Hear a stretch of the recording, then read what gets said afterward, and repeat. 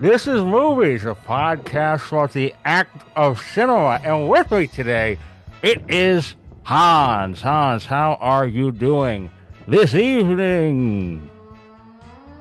You know, the worst part of this is that we spent like 5 minutes with LowRes testing his microphone just to ruin the sound with whatever the fuck you just put in your mouth. So that's great. You know, those Hey, are actually the oh, same vampire teeth you wore in the trailer to oh, Mass State Lottery. So it's a lot like we made out right now. nice. Well, this is like you made out with my spit. I don't think I was I think involved it was a in that mutual part. experience. But hey, you know who's back with us for another mutual experience? It is Glenn Rockney of the Rare Candy Podcast. Glenn, how are you doing this evening? Oh, just wonderful, just wonderful. Really enjoyed watching Hans do some crowd work. Got me fired up. It got me fired up. No, it's tough to do. I've done the live stream solo stuff, and it's a cavern. That's why I would bet you're just in a bottomless pit. It's tough to do, man. But I'm happy to be back to discuss this media that is certainly something. This piece of media. Yeah, I mean, Hans, you could really have a career. If Ellen was still on the air, you could have been her, her opener, her crowd work guy to warm up the Oh, yeah. audience. Yeah, because if you want energized crowd, you bring my awkward energy. You bring my I don't want to shout too much. I don't want to, jump or do anything that would get anyone Glenn, you're hyped up. debuting. Oh, I mean, you're not really debuting. You've done quite a few episodes now, but you're kind of debuting a new appearance on this show. You don't have your long hair anymore. It's 30% less Californian coming out of your Oh camera. man.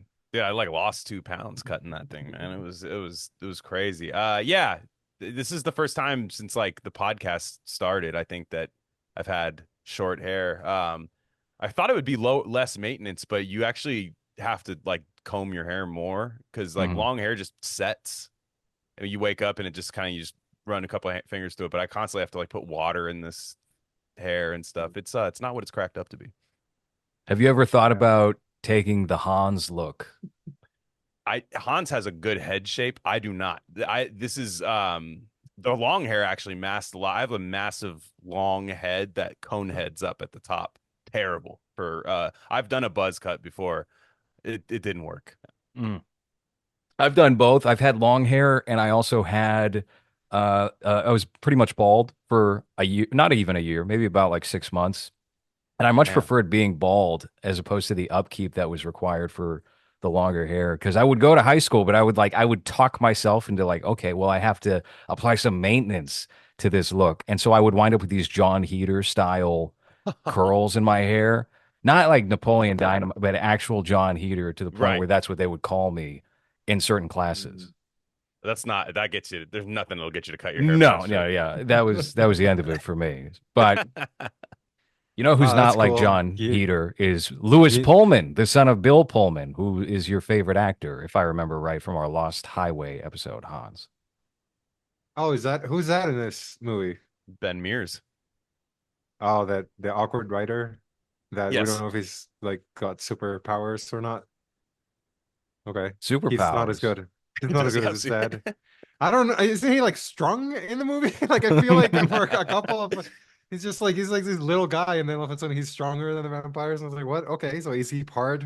Is he like a hybrid vampire or a part something? And no, he's just a guy. He You just know, writes. speaking of, I was dressed up as Blade doing the introduction of this show. I don't know if enough people got that. I wasn't being a cool Lost Boys vamp. I was being Blade. But this is the third adaptation of Salem's Lot. And Glenn, we have plans. Are we talking about the two older ones in addition to the book for your show? We're not doing the Rob Lowe one. Somebody floated the Rob Lowe one. If you guys want to do it independently, I'll just sit back and listen for that. I But I have it on my shelf ready to go if you want to dude, pull that out.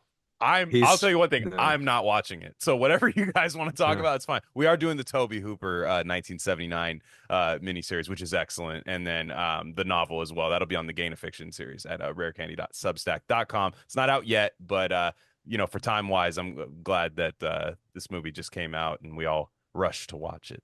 So we had I to think talk about it. I think Loris has tried to make me watch the Rob Lowe one a couple of times, and it's just I'm all right. And it's Rob Okay. LowRes. It's Rob LowRes. We were going to do it maybe a year ago when I think we were actually trying to get horror movies in for October. We were carrying on a little bit of a horror theme for that month last year. We haven't really done, I wanted to do all 31 days, 31 horror movies, but that was way too late to suggest to Hans, even though we did have a couple that could have been in the queue. Maybe next year. Salem's Lot was going to be one of those movies last year when we were thinking about doing that as well, and we never got around to it. I think maybe we talked about the '79 one, but it was never the theme of a show, just because there were so many Stephen King adaptations that came out in the last Yeah. decade around the time that It 2017 became popular. Then they decided, okay, we're going to greenlight all of these different IPs. And Salem's Lot 2024 is one that got caught on the back burner for a number of years. So, to my recollection, this movie was done in 2022. But because Ah, the president of Warner Brothers was getting pushed out at the time, and David Zaslav came in and acquired it through Discovery, they didn't know what to do with this movie.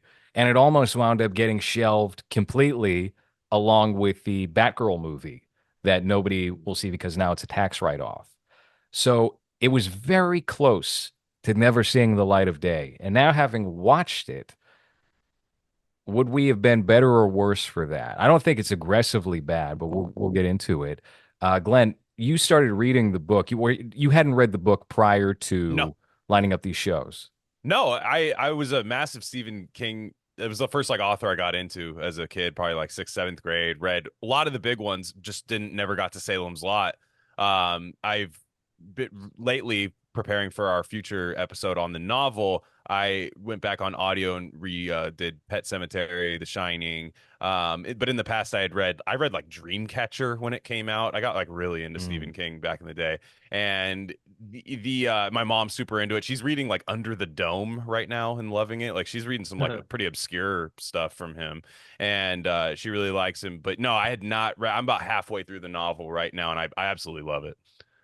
Under the Dome actually is not that bad. It's one of his later novels that starts to feel like one of his old ones.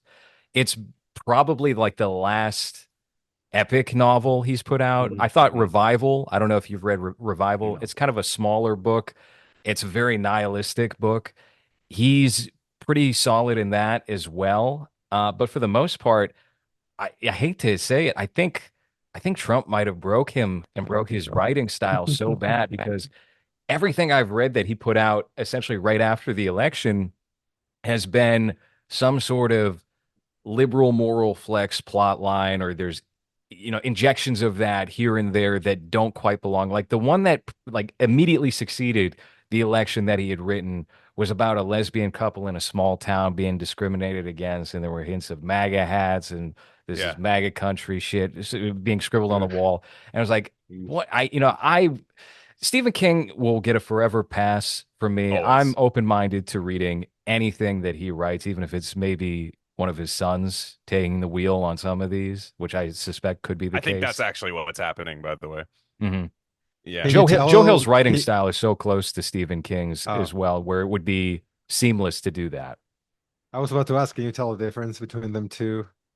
Can you tell, you know, is he wordier than his son? I think you would have to take like a real super fan to distinguish what the core Yeah. differences or what the telltale signs of difference would be between the two.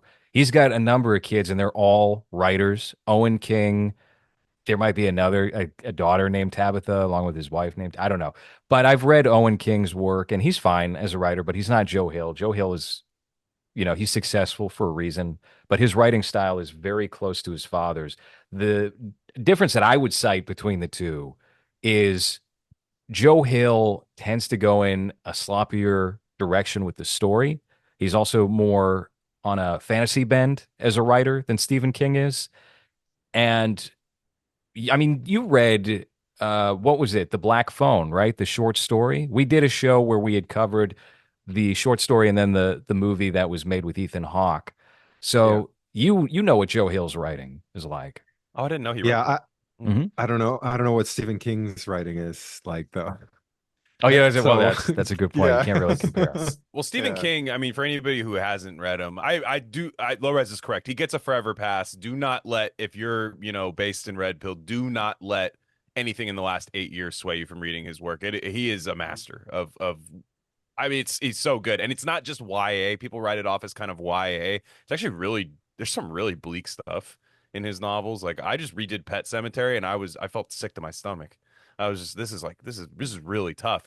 But he's a very, so if you picture Edgar Allan Poe and H.P. Lovecraft in terms of like imagery, constantly digging things up, men going insane over periods of time, fighting their demons. But yet he adds a humanist element that maybe is absent of either of those classic writers, and adds kind of a comfy, which some people write off as corny. It is corny. However, the corniness of it allows for tone switches later that really catch you off guard. Um, like in the novel Salem's Lot, for example, you'll have these really cozy conversations with the townies, right? They're talking to each other. Some of them are white trash, some of them are just down home, good old fashioned folk. And there's a woman who like abuses a baby because she doesn't want a baby, and Yeah. she's like a young mom, and she's when the baby's dead, she's shoveling chocolate pudding, like Gerber chocolate pudding formula into its dead mouth and stuff, and it's like Which, really by the scary. way, they don't do that in this movie we're going No, to be they talking don't. about tonight. They do That it in was the a Rob Lowe adaptation for TNT. That's kind of uh, all right. Fine, I'll watch it. Damn, dude. I'm not trying to persuade you on it. I will say I watched I watched the Rob Lowe version from 2000. I think it was what 2005 in real time as a teenage boy, and the first installment is pretty good, even though it's set in modern day. And he's not just a writer, but he's an Iraq War or Afghanistan War journalist who wrote a book and disparaged the country or something. So he's got a little bit of controversy. He's got some heat on him. And then it falls apart in the second half, kind of not dissimilar to a number of Stephen King TV adaptations from the 1990s. but So, is it modern day or is it 2004 modern day? well, it was made in 2004, so it's Right. that modern day. Okay. So better than Yeah, modern well, day, I I guess so. guess. Yeah, I mean, what More would be personality, more leather jackets, I guess, more hair 100% gel. more leather jackets. It also has Yeah. Andre Brower in it as Matt Burke, which is not Mm. the bad, not a bad casting choice at all. But I mean, all three adaptations have pretty good, solid actors playing that character. So I don't know. There's things to like about it, but for the most part, you can definitely skip the Rob Lowe TNT Well, We Know Drama one. when it comes to townies and showing the town as like a, let's say, a character or like an aspect that matters, I think this movie is definitely lacking a lot of that, Agreed. a lot of personality, a lot of this town feeling special for any reason at all. I feel like they mention the name Salem's Lot or We're Leaving the Lot a lot, but there's not anything that feels like a small town or anything that makes it feel like the town matters. And I think that if they spent any time with the locals or making it seem like it's a place that's alive, it would have worked. But I don't think they spent any time doing that in this Well, movie. it's funny you say that. So I want to talk about what you said earlier, Glenn, which is that there's this sort of nature to Stephen King's writing that gets very involved in the local hometown scenery and Yes. the characters. And it's such a hallmark that makes Stephen King Stephen King. And there's really none of that in this movie. And I kind of felt like that is something that the last adaptation with Rob Lowe that we just spent like 5 minutes talking about gets tripped up on. And that's where a lot of the corniness comes out, is when the Mm. TV adaptations try to embrace that and bring that character into the limited scope of what they can allow for television. So you have like The Stand. I wouldn't really say it gets too caught up on that. The It from Mm-mm. 1990. There's a touch of it here and there, but they don't really. It's not Corin Nemec being Harold Lauder and delivering these really corny lines that are very baked into the main culture of that time. It's not. It doesn't play as bad as I would say as in that or something like the Langoliers. And I think maybe doing an adaptation of Salem's Lot for what was intended to be the big screen. It wasn't supposed to be HBO Max. Mm. Maybe you have to drop that in order for it to work because you're condensing such a rich story into what is under 2 hours in length, and you got to hit many of the primary beats of the book. I don't know. Maybe you have to do without it in order to have a plot and a flow to the story that's going to make sense for film goers. No, I completely agree, and that's why I think this thing is doomed because it's a film. Like that's kind of Mm. why it's doomed. I think this is a common thing for a lot of stuff that comes out now. You could make. I enjoyed the movie Kinds of Kindness. That could have worked a little bit better as a series, although I did enjoy the kind of 3 hour anthology part two. But a lot of these things, I feel like they want to be series. Stephen King, it allows you to kind of meander a little bit in that Stephen King fashion when you do that. And also, just to me, is the buildup of RT Straker. I mean, why am Mm. I supposed to be like, I'm not really that scared of RT Straker in the Salem's Lot 2024. But in the book, he's this real kind of like handsome old, like kind of gray-haired guy. Hey, there's these really fun scenes of in the novel where he's going into this kind of like mom and pop kind of like corner store, general store, feedlot place, and he's buying like 50 pounds of food and just like carrying it in like one hand, just like nothing, or even more like that. He's carrying it, and even though he's kind of a wiry looking guy, and he's paying with money that hasn't been seen in the town for like 50 years or something, kind of dating him, and he's in a Packard and everyone's arguing if it's a 40 or a 39 Packard, and all that stuff probably sounds lame to people, like who cares, but it does. Like why if you either have to focus on the townies or focus on Straker, and I feel like this whole thing was just kind of like jumping from plot point, and it's really disjointed. It just kept jumping, and I was kind of, and like me as somebody who's like deep into the novel right now, I had a tough time following it. Well, he's barely a character, right?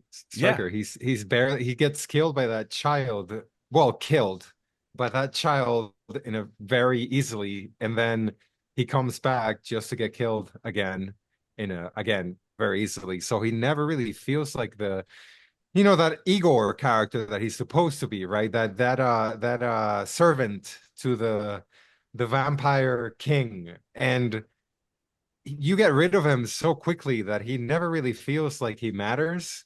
So to me, at the beginning, there's like a little visual introduction of him. Then he kidnaps the little George. What is it, Georgie or No, George is coming, you're but getting like Stephen King properties mixed up Richie. here. Richie Richie, similar Richie name. Glick. Yeah, Yeah, Jimmy Glick. Yeah. but then, but then he just kind of dies, and he never really feels like a character that matters.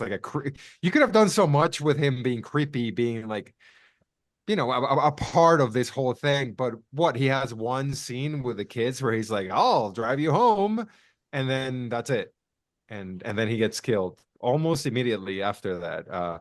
He does serve the child to what is it, Darlow or Barrow was his Barlow. name. Well, that was a combination of both of the things that I said. Darlow, and then he just kinds of die, and I feel like that's one of the biggest issues that I have with this movie, that it for me, I've never seen the I tried to watch that, but I just didn't have time to. I didn't have 3 hours to You watch didn't the watch the miniseries. Toby Hooper one. No, I'm very interested though, Well, just because it's Toby Hooper. they did But do a recut for 1980 where they put it out in theater. Like the TV movie was such a success that they decided to cut it down, put it in theaters, and release a Salem's Lot the movie version. So there is a condensed 2 hour version of that miniseries that's out there. I wouldn't recommend that compared to the full Yeah. miniseries, no, but well, that's the thing. I kind of wanted to watch the miniseries, and I think it's mostly because of the visual aspect of the Darlow character I was always interested in. But I didn't have a chance to do that. I feel like that character looks good in here, but there it just doesn't feel like there's anything special about the town. So then it's just like, then what's the point of like making even a name of it Salem's Lot, and like them mentioning it so much, where it just feels like it could be any place. no, that is a very good point. I was saying this before while you were fixing your camera, but I think in order to have it be a successful three-act structure for a film, you have to remove the small town elements. But for a movie and a property called Salem's Lot, it Yeah. can't just be, okay, Hmm. well, the vampires of Salem. You can't do that. You need a little bit of that richness that you're going to find in the Stephen King novel. And I think there were places to implement that, and they chose to subvert. And frankly, these characters, many of them are not a thing like the characters that are in the book or in the two Yeah. adaptations. And I do think the 70s Salem's Lot veers off of the characterization of some of these people from the book a bit more than the 2004, 2005 one. But this one, I'm having a hard time seeing the resemblance between some of these characters here. Like I think a big one where I mentioned Matt Burke, the teacher, and how he has a relationship with Ben Mears being his student once upon a time. They've removed that for this, I guess maybe for time, and he's also gay or at least the implication is he's gay in the book and in the two miniseries, and that is not the case here. I guess maybe they kind of give a very slight, very subtle nod for why he might bring home what was it, Mike Ryerson, who gets bit by Oh, one of the boys, who's the oh, Undertaker. yeah. There's no gay tone in this though, right? It's more. I think if you added the gay factor, I think it would make more sense as to why Yeah. you're bringing this obviously rotting kid into your Yeah. home. But because you don't have that, like the whole time I was just like, come on, like there's vampires, this thing exists.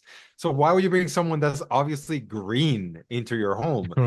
If you had that gay aspect, at least you're like, okay, he was a horny old man, so that would make sense. But at no point it felt like, especially since he was aware of it, like why would you bring this monster into your home and then just not be aware or like prepared for what was about to happen? Like that didn't make sense to me at all.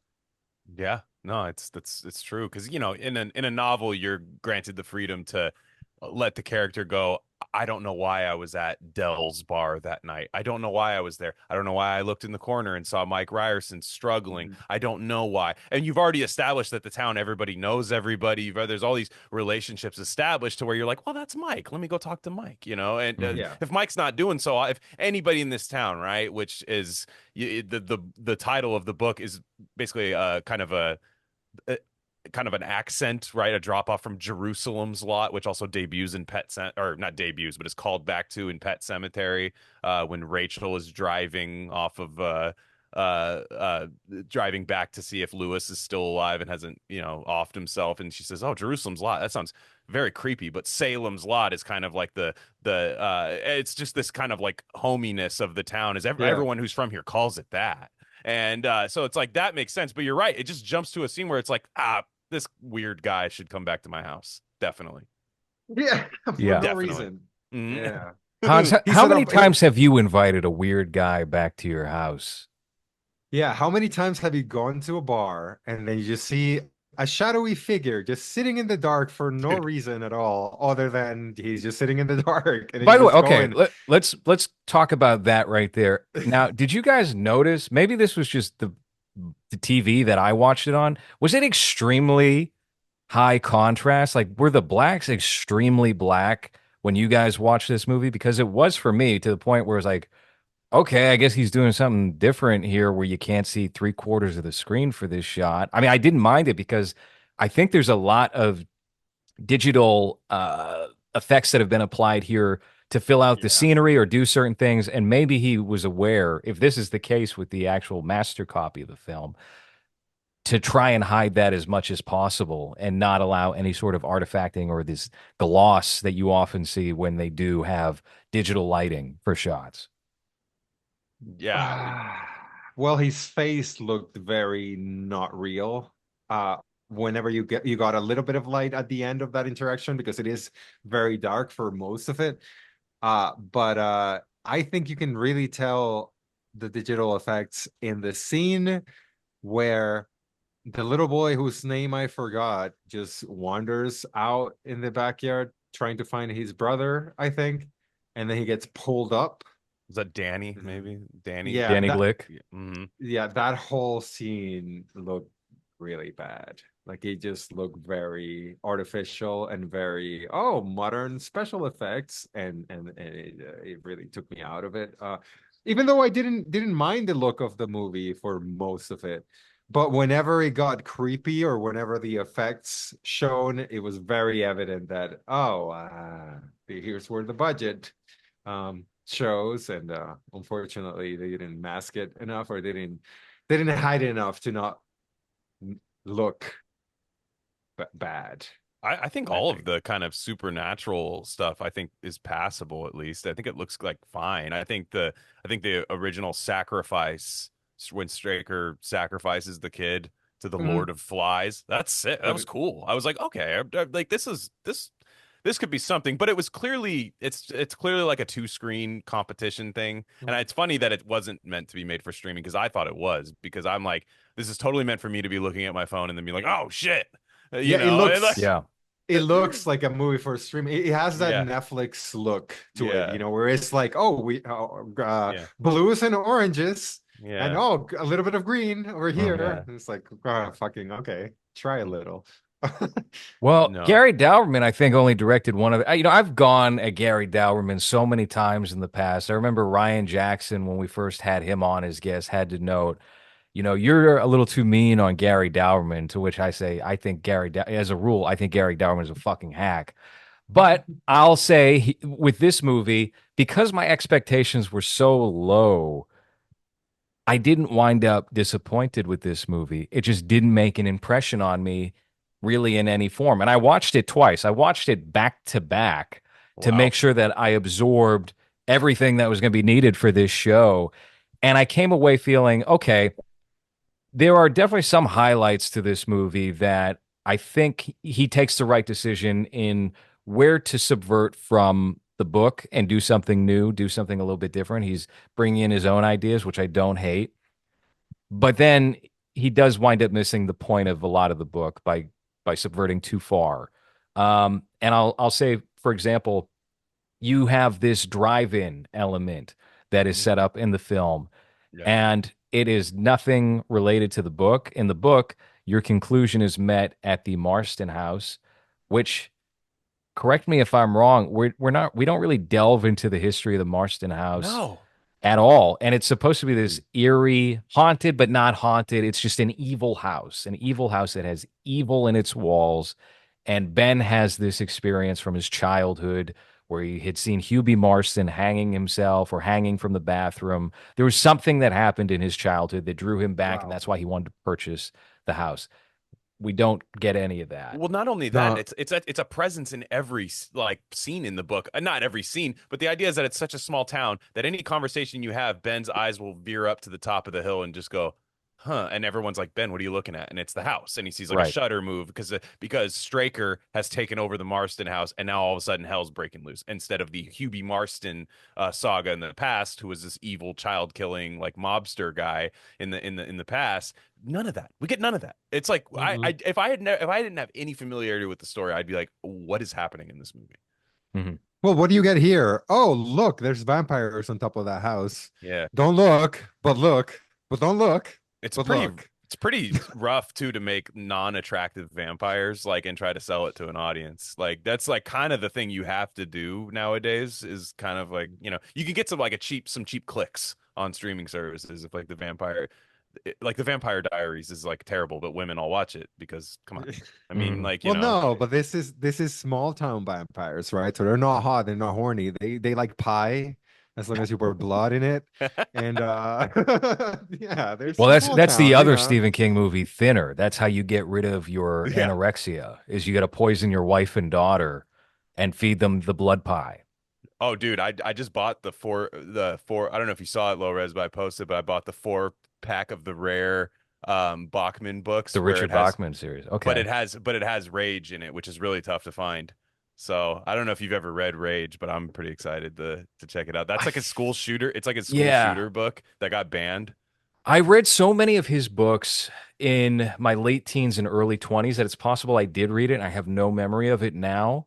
I, It's I, tough I to think I find. had it at a time, but yeah, it's been a while. And I know Rage was probably the most controversial of Yeah. his books. There could be something said for it because of Yeah, people getting tripped up on the child orgy or something nowadays. But yeah, no, nothing compares, I think, to Rage, where I believe it was banned. They didn't it get banned from. yeah.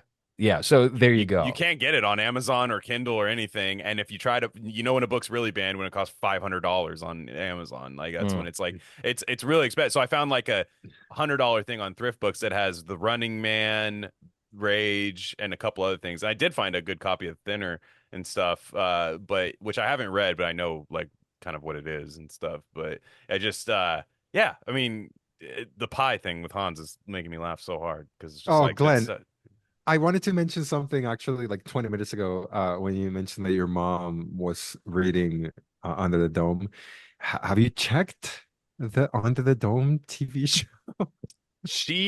so she's doing this thing. My mom's like very like a curious person. So like she's like very modern era. She's not like a boomer that doesn't know how to use like a computer. She's on audio. She's knitting while she's Mm. doing audiobooks. Listen, apparently that book's revolting. Like it's got like a lot of really gross things happening in it. Oh, really? Like random like diarrhea and bucket situations and like really Yeah. like kind of tough stuff. But she listens to like the Stephen King podcast, which I imagine is horrendous. Oh, by the way, Yeah. yeah, no, there is a Stephen King podcast, and they're kind of getting into your territory, Glenn. They just launched their side podcast, which is a Michael Crichton Oh, podcast. I'll fucking fight them bare knuckle, dude. I'll call them out right now, dude. You don't do that. Come No, on. That's no, for that's your me. territory. Yeah, would you run out of Stephen King books? They're writing more. He's still alive. Mhm. But yeah, the no, right. But she listens to that and they said that there was an Under the Dome series and she looked it up and I guess she got pissed off because she's about 10 hours into the audiobook. You feel like you meet most characters by then, even though it is a long book. And she's like, there's like 10 characters that I don't recognize in the cast. Like, and so I don't know what Yeah. streaming service it was on. Oh, it was not on a streaming service. It was back in the network television Yep. days of Really? Mhm. CBS. Really? Yeah. Yep, and Yeah. I And they tried watching that first episode. Hans, I guess you watched some of it too. It sounds like I got like one, I think I got one season, if not you two. did a whole Yeah. season. Oh yeah. Oh, No, I see. I loved the book Under the listen. Dome. I thought it was terrific, and then I watched that first No. episode. They got me with Dean Norris from Breaking Bad, and I was like, Oh, nice. Mm. "Nah, it's CSI Miami level writing on the show. It's Yeah. absolutely Yeah. atrocious." Well, this was my marijuana Burn Notice is the best show ever days. So that I didn't care about quality. I was just like, oh, Dean Norris is in this. I love pudgy bald man. He's the hero in this. He's Okay. he's Oh more no, like he's He's not the actually hero. no, he's not. He's He's actually the kind of a villain. piece of shit in this show. Yeah, I know. It's terrible. It's really bad. I didn't finish it. But every she'll time watch it. someone brings up the book, I'm like, well, the book's supposed to be good. The show is very what you expect for like a sanitized TV show, where it's like the edgiest of it is like, oh my God, he had sex with the girl, but he's an outsider. He's not from the town. Nobody knows who he is, and he fucked her. What? Yeah, that's how Now hold that's on, how you're far. you're giving CBS too much credit. It would be It more sounds like great. he It kissed sounds the great. girl, even though he's an Yeah. outsider. She He allowed that. he took his shirt off while they kissed. I guess Yeah, that's Damn. that's yeah. that's that's where I think he Damn. fucked. Mhm. But yeah, Yeah. that's yeah, that's what Well, I'm yeah, I'm because she implying on was the show. she really liked the Dark Tower series, my mom, and then she watched isn't like Matthew McConaughey in the Dark Tower In the film? movie, you know what? That Dark Tower movie, it's not good, but it did get terrible, terrible reviews, and it reminds me of like a late '90s Sony film, Yeah, like Godzilla with Matthew sure. Broderick. It's on that level, so I didn't mind it that much. Hold on. We're just gonna come in from Yup saying that Under the Dome was an instant success for the network. The premiere in June 2013 broke the record as the most watched summer drama What? premiering on any television network since 1992. That's That's on amazing. Wikipedia, apparently. So Wow. That's just boomers. That's just boomers who don't yeah, switch from yep. NFL Sunday and they just leave their TV on. Like, come on. Every interaction, every piece of dialogue in that series feels like it was written by like a 50-year-old. It's like Yes. very, Mhm. yeah. So That's great. Yeah, no, God, she's gonna tell me that they're doing Michael Crichton. She's gonna like tell me. She's gonna text me. Don't you like this guy? Oh God. It'll be a good bonding activity, you know? It was shit. Dude, Yeah. I'm gonna be like, and then she's gonna start reading the books, Glenn, you especially don't the want to you don't want to watch 2004 Salem Slot. You're gonna end up watching Under the Dome with your yeah. mom. It's much worse. I, Yeah. I'm gonna make yeah, and then oh God, yeah, I'm gonna watch Under the. I'm gonna read Under the Dome though. It does sound sick. Like It's I very good. It's not. It kind of reminded me a bit of The Stand with how mm, in depth he gets with the relationships within the town. But let's we got two super chats here. One is from Yup. It's for 4.99. He didn't say anything at all, but you just read Yup's non-paid for comment, Hans. sick. Uh, and then we've got Zathura Sta Z Knob with $2 Canadian saying Kurt Barlow looked like the Conjuring nun. Yeah, I could kind of see Oh, that. Listen, I'll tell That's you pretty what, good. oh Hans, fuck. we've Uh, brought this up before, but we're gonna get back to the Rob Lowe Salem's Lot. Could you bring up Rutger Hauer in that Salem's Lot? Because this is where we last left off with Kurt Barlow in live action film. So I feel this Kurt Barlow is still an upgrade. I'm fine with this version of Barlow.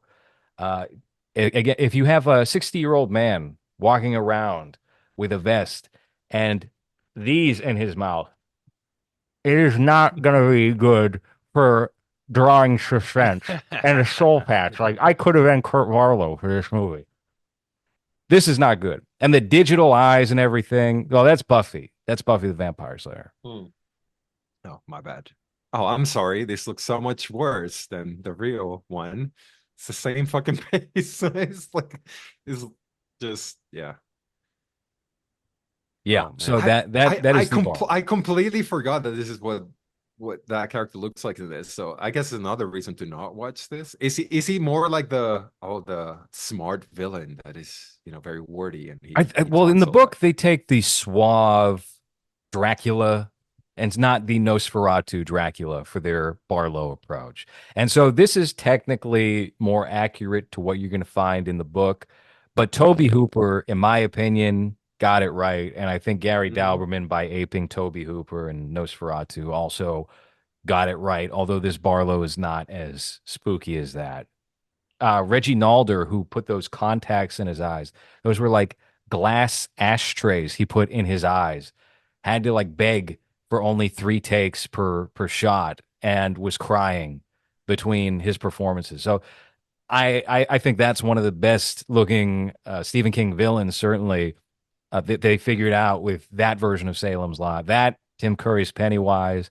I'm sure there's another one I'm not recalling off the top of my head, but they had it right in the 20th century. Yeah, no, it's true. Yeah, I did notice on the new one though, the Barlow vampire, kind of had Jaws teeth.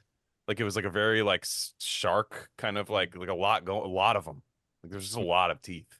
And it was kind of that scene where the stake goes through the back of Barlow's Oh head. yeah. I was just like, it Mm. felt like Jaws. Like I don't know.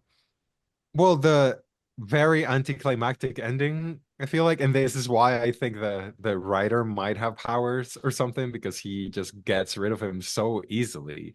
He's about to, I guess, bite this black child, even though he's not really close to him, but By the the way, threat is there. I don't feel particularly great about picking on child actors, but holy shit, they couldn't cast a better kid than this. This kid feels like he's supposed to be in like a laundry commercial. He's not supposed to be in a movie and carrying the third act of a movie with Lewis Pullman. This kid can't act to save his life. And I don't even really blame him. I blame Gary Dauberman for this one. Well, it's Yeah. also very, very unbelievable that a black family would not believe a priest when he says that there's vampires around, and it's just like, oh, that's dumb. And then they just get killed. It's like, there's no way. There's no black person that actually exists that would not believe that shit and just follow them. And instead, it's like, oh, mom and dad just get killed very quickly and very dumb way. So that took me out of the movie a little bit. And I was like, come on, Gary, have you not met any black person? They love supernatural shit. Very afraid of it. Yeah, but Right. these are black dudes and black people in Salem's Lot. This is different. Oh, Okay, sorry. Hans, you have You're to right. understand that. Yeah, Black people from Jerusalem's lot are very different than regular blacks, is what you're saying. Got yeah. it. Okay. It's not just Mm. any, you know, exactly. There's Alfred Woodard is there too as the doctor, which is, you know, that's funny that in a town that like obviously has like 70s vibes, like the one doctor is like a black person, like, In and a it's like Maine 1970s small town, that's the one doctor. try that in a small town. Yeah. I don't think the performances otherwise are bad. I don't think No, anyone no. acts poorly in this movie. Lewis Pullman is Oh, somebody, hold yeah. on. That's not no. Wish I knew her name. I feel like the black lady had a very autistic acting performance to herself because every time she interacted with anything that was supernatural, like she was, I guess, uninterested in a way that like an autistic person would be. And very specifically in the scene where the love interest for the writer turns into a vampire or is like turning, and Mhm. it's just sitting back, just kind of like, oh well, she's turning. So very, very disconnected, very autistic. And I feel like her reaction to that, along with her reaction to the scene where she gets bitten, it's very much not emotionally invested on something that might just kill you right now. And she's very much just like, oh, I just got bit. Get me the shot, you know. It's She just like starts very nonchalant. Yeah, she yeah. starts So stim starts stimming, yeah. yeah. So I felt like her performance was a little, oh, does she have like Asperger's or something, which would make sense. But that's Is that just That your assumption anytime someone gives a limited performance, a cold maybe. limited performance? Is there some Yeah. sort of Asperger's in play? Yeah, she's on the spectrum. Yeah, that's her spectrum performance. Just give it visibility. it's a new Yeah. Oscar category, best spectrum performance. Actually, off the top of my head, the other person who I didn't think gave their best was the actor who played Stryker. I thought his look fit Hmm. Stryker, but I didn't think he was really carrying it as well. And maybe this is just because the last two Strikers were James Mason, Yeah, great actor, excellent amazing. actor, top tier Hmm. actor, and then Donald Sutherland, also great actor, top tier actor. And it really actually shades the relationship between him and Rutger Hauer and the Rob Lowe. Not to keep going back to that Rob Lowe one, but it left such an impression on me. Sounds like it. Yeah. But no, I almost disagree about Straker in this one too, because that's played by the guy from Game of Thrones, Hmm. right? But in this one, but the first like series, he looks like he's in like Deadwood or something, Yeah. and I know I think it's more it's like costume and like sideburns and stuff, and I know he's supposed to. I just feel like he's supposed to be more European and posh and kind of like really. He just looks kind of like I don't know. I know it's the time and long time ago and stuff, but he looked like a Deadwood character to me. I don't know. It was very strange. Yeah, it's He, definitely the mustache and the I just looked up on his Wikipedia here, and that just seems to be his actual facial hair. He always has Yeah, 1800s character facial hair that he's rocking. Game of Thrones. I mean, it was he was it yeah. Euron Greyjoy or something? I can't remember what is one of the Greyjoys is in there, but yeah, that works for that and everything. But yeah, they I would have just given him like a little mustache or something and just called it a day. What were you going to say, Hans? Hmm. No, go on. I Go I, on. I know go I on have like I was going nothing. to have something to say. I think No, he looks like a no. Deadwood character. That's my input on this. Well, what did you make of Lewis Pullman as the lead here, as Ben Mears? Lewis Pullman's having kind of a big year for film. He was in this movie called Skincare, where he played this very strange, obsessive bodybuilder guy. I thought he was terrific in that movie. He's very amusing, very funny in that movie. In this film, I don't think he was a bad choice for Ben Mears, but the character seems, I guess, just by comparison to the book and everything else, he seems so stripped down that it's hard to have like a real personality come out of him. Well, what's his personality? He's out, I guess, outsider writer. people, Do someone that we don't really get too much of that even of the town rejecting him outside of he's in the back of a pickup truck and there's a search going on for one of the missing boys and yeah. somebody gives him a hard bump on the shoulder walking past him and says, "Go back to New York." That's it. That's the gist of it, really. because he's a from the lot. He spent some time in the lot with his aunt in the past, but he was one of the people that left, right? And you don't leave the lot. But he left the lot. He wrote a book called Air Dance, which there's that little exchange at the beginning with him Uh, and the girl, and she's just like, I'm waiting for this book to get good, and whatever. That's to signify that he's kind of a struggling author, hasn't written his big novel yet. The one and then he wants to make it again. He wants to make it about the Marston House. We don't get any of the Marston House. All you yeah. need to have is the Marston House as a presence. How hard is it to put a house on a hill and just put it in the background and make it look kind of scary? It doesn't seem that hard to do. They've been doing it since like the 30s. And if you just put that there, you realize that this is like this looming thing that kind of serves as, okay, this thing is this eye of Sauron for the town, but also it's the thing Ben is that could make or break his career, right? Because in the book, his wife died essentially by his in a motorcycle accident where he was driving, so he's escaping that while trying to write a book, um, and stuff. But yeah, we don't. Lewis Pullman's performance is fine, but again, the Ben Mears character. Why do I care about Ben Mears? Like, I really There, don't. there's just no reason for him to come back, right?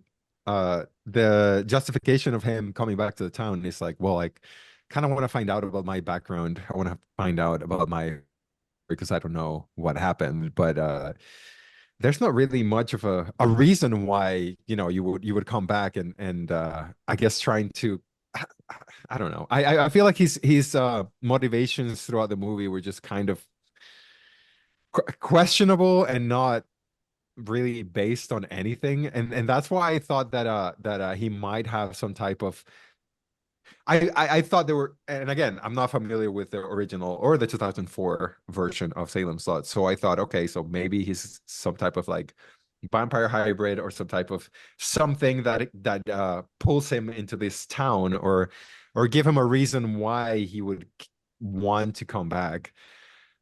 But here he's just a writer that's coming back home to find the reason why his parents were there. Like there's not really a reason Hmm. why he's there other Right. than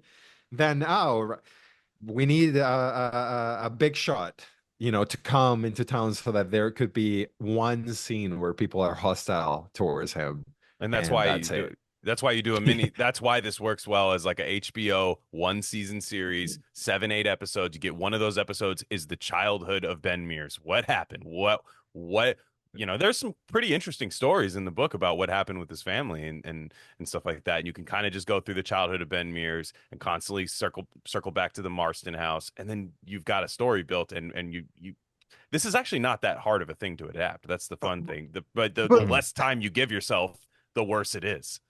And it's also the biggest issue too, right?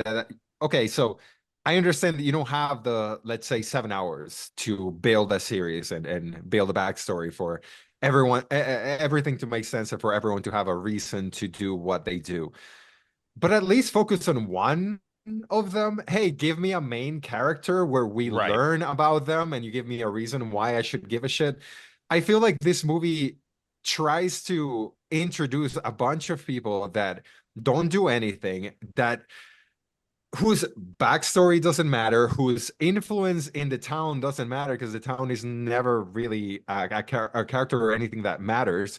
So then by the end of the movie, when the action happens and the vampires are killed or whatever, it just feels very unsatisfying because you're never with anyone. I guess maybe the audience is supposed to connect with the black kid, but really, that's the best you can do. I feel like I don't know. By the end of the movie, it just kind of just felt like, okay, cool. I just watched a 2 hour episode of like a CW TV show. Like that's what it felt Yeah. like to me. The same quality of like the look of it, the acting. It just felt like, oh, cool. CW has a You Salem weren't slot. impressed with the acting even outside of the little boy, you're saying. it felt very average, very okay. Anyone could have done this. I don't think there's any standouts in here that you could Yeah, no, I think you're point totally to. right about that, especially with the first two adaptations. There are characters that kind of steal every moment that they're on screen, and you don't have anyone because maybe you don't have big names here. I think the closest thing to a big name would be what, Alfred Woodard, or then The you're, Matt yeah, Burke Bill Camp, character. Mhm. who was not like, he's not a name actor, but you see him pop up in everything, and he's always good. He was in Joker, he was in Sound of Freedom, he's been in tons of stuff. And then you also have William Sadler, who people would know from The Shawshank Redemption or Tales from the Crypt, Demon Knight. So, I originally what I had read was that William Sadler was supposed to play Barlow. Mhm. So that could have been a very different version of events. Also, Parkins Gillespie, which is his character, meets a much different fate in this version than he does in the book, where he kind of gets off easy. Father Callahan. What was Father Callahan's fate in this movie? Refresh my memory here. I can't recall what Then happens they to him. just pull the sheet back and he's just got blood coming from his mouth and stuff. Like, No, no, no. He was he wait, is that the scene where the two no, that's not the scene. Sorry.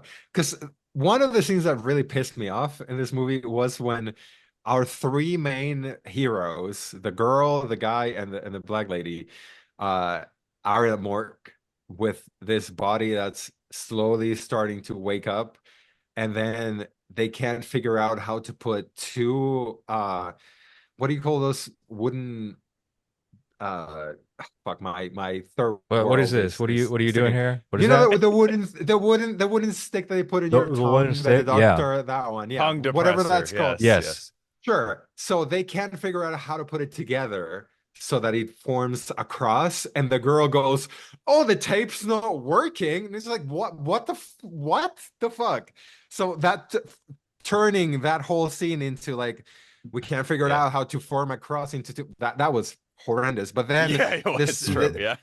the scene with Barlow and the priest, it's similar, but he has a cross, and he's like, "Oh, praise Jesus," or whatever. And then Darla's just like, "Oh, I can see that your faith has left you," or whatever. And then he just dies off screen. And then Which is when we see never him again, really that yeah. character doesn't really get his due in any of the maybe the second one, maybe again the Rob Lowe one. You have James Cromwell playing Father Callahan, and in the book he is a priest who is constantly battling his own faith in God, and Barlow can sniff that on him, that he is weak, of weak moral character, and condemns him to live as a damned individual for the rest of his life without like a soul, essentially. And he becomes like a character in the Dark Tower series that plays a big part in that. But in Salem's Lot, he gets to walk away, but he's damned for the rest of his days. And in the Toby Hooper version, Father Callahan is not really a character. He's just a fat guy with curly hair who dies quickly after Barlow breaks through into Mark's parents' house. And then in this one, we don't get the damned portion. We don't get really a whole lot of character development. He has a big alcohol problem because he likes to drink, So you get that. You don't really get too much else from him. Yeah. Yeah, and it's a very unsatisfying way of just getting rid of him. And how does it So in just like, how does in a 2024 movie you don't show a priest get like, it's such a cheap way to like get audiences in and show a priest just get like hacked apart or something. Like you feel like that's such an easy way to like, oh, I can't believe that they killed a religious person in a movie. People like when can you believe they killed a priest in a movie? And you're always like, yeah, of course I can believe that. But they don't even, it's just off screen. It's an off screen killing. Just well, it's a yeah. it's a Catholic priest, right? So you're Yeah. allowed to still do that. Yeah. Because there If was a you do time, yeah. like a rabbi, I don't think you would be allowed to do a rabbi, or like a Sikh. I don't Could be think. like could be like a botched, maybe like one of those botched circumcision things or Yeah, something. Yeah, yeah. He yeah. he he goes to suck the blood off, and then he Comes chokes up on with it, the or teeth. Comes up with the yeah, teeth. Yeah. yeah. Yeah, you could do that for sure. That would pass in Hollywood, I would think. But yeah, you definitely get away. I don't there's so many opportunities missed with this movie, Gary Dauberman. But the what was the gosh, I was gonna say something else, but the yeah, the with the priest, it's like you got to have him turn this into like after he dies, just turn this into John Wick with vampires. I know it wanted to. It wanted to just become John Wick Gauntlet vampire. And it kind of just like there's that anticlimactic moment where they kill, what is it, Barlow with the stake through the mouth. And then I look, I'm like, there's 20 minutes left. It's like, Yeah. shouldn't So that, Well, yeah. Well, they have to yeah, sit in the car and talk about their feelings. yeah. You know, you gotta, hey, child, you're sitting here in the car with me. It's very late at night, and we just murder a vampire. Let me just tell you how I feel for the well, next 10 minutes. let's talk about the deviation. Glenn, have you finished the book yet? No, no. Okay. Well, I mean, I've spoiled plenty here, I but I don't care. okay. It's all about the journey. It's all about the Yeah. journey. The ending of Salem's Lot, the book, the miniseries, and then the later miniseries always culminates at the Marston house. They go down to the basement of the Marston house. Barlow's coffin is there. You have all the other vampire coffins there. And the only vampire that is supposed to get away is Susan. Susan winds up getting away and then coming back later on for and then a little epilogue sequence. Well, Gary Dauberman changed that up. He decided, you know what? What is a very 1970s thing? What is it like a cool throwback to film of the era? Okay, we're going to do the drive-in. And so he decided to change the third act location to this drive-in theater. And the vampires don't have coffins.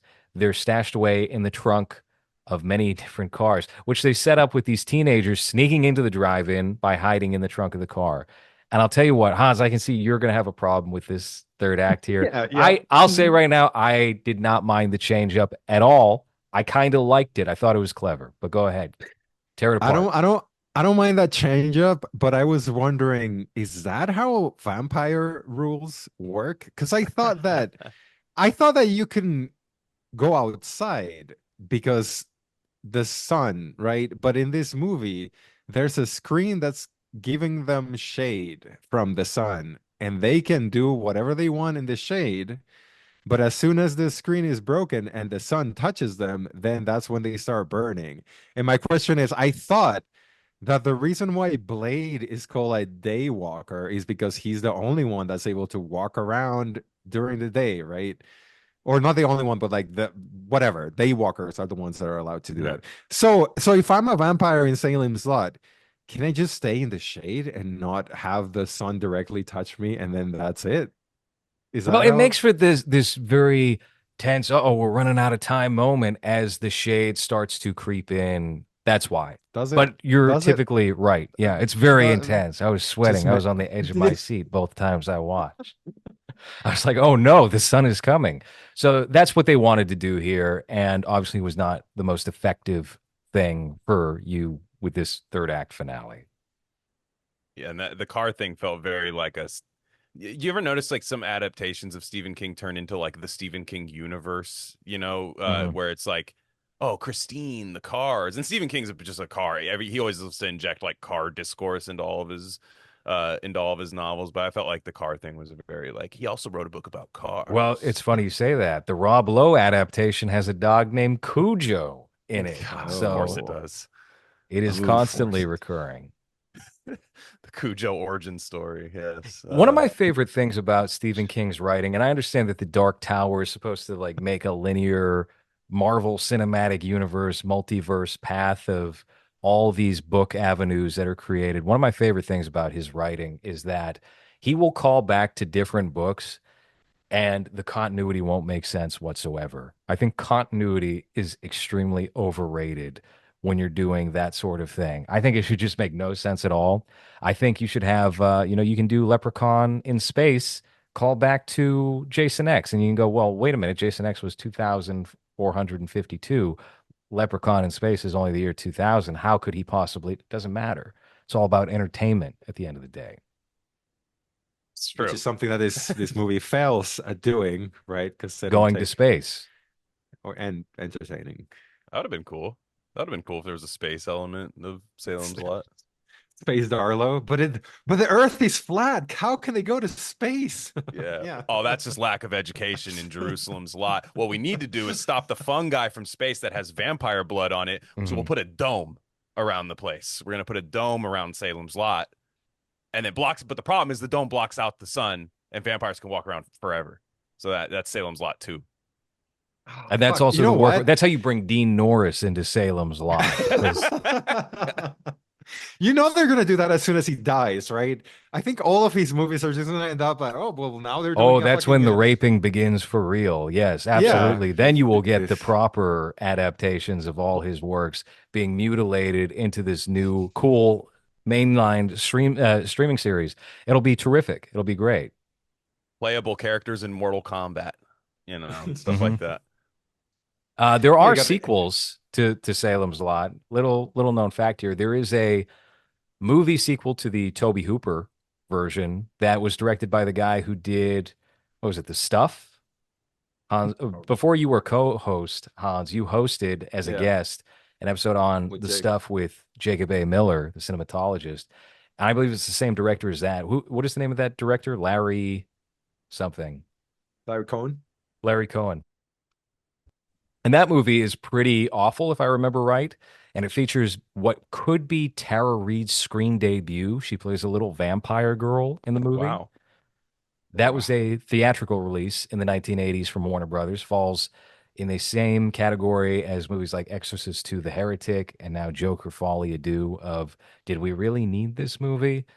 And now that the movie exists, does it have to be a clone of the first movie? No? Okay, well, let's do something totally different because you don't have any overlap at all with Salem's Lot, the 1978 miniseries.